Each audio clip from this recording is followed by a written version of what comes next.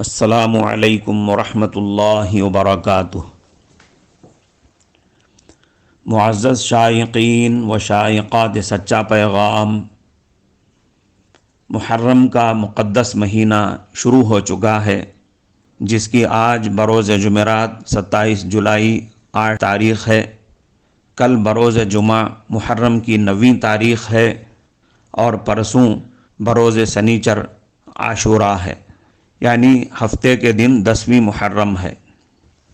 پچھلی جمعہ میں آپ حضرات ہمارے خطباء کرام سے ماہ محرم کی شرعی حیثیت و اہمیت اور عاشوراء کے روزے کی فضیلت وغیرہ سن چکے ہوں گے، اور عاشوراء کا روزہ رکھنے کے لیے تیار بھی ہو چکے ہوں گے۔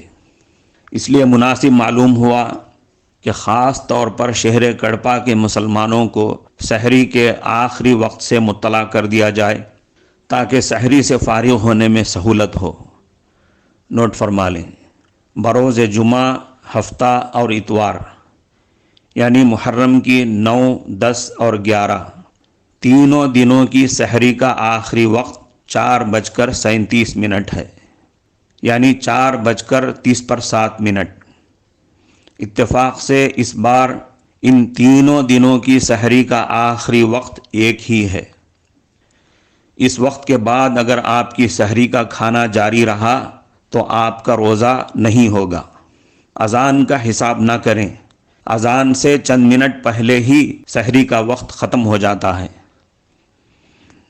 اسی کے ساتھ یہ مسئلہ بھی سمجھ لیں کہ عاشوراء کے روزے کے ساتھ جمعہ کے دن کا روزہ بھی رکھا جا سکتا ہے یا پھر اتوار کا روزہ بھی رکھا جا سکتا ہے، یعنی جمعہ اور ہفتے کے 2 روزے یا پھر ہفتہ اور اتوار کے 2 روزے۔ اگر کوئی عاشوراء کا صرف ایک روزہ رکھنا چاہے تو اس کی بھی گنجائش ہے، کیونکہ علماء کرام کی صراحت کے مطابق اب مشابہت والی بات باقی نہیں رہی۔ امید ہے کہ آپ حضرات سحری کے آخری وقت کا لحاظ رکھتے ہوئے بڑی فضیلتوں کا حامل یہ روزہ ضرور رکھیں گے۔ اور یہ بھی نوٹ فرما لیں کہ قرآن و حدیث کے حساب سے اور اسلامک لٹریچر کے مطابق اس موقع پر فضیلت و ثواب حاصل کرنے کے لیے کرنے کا کام بس یہی ہے۔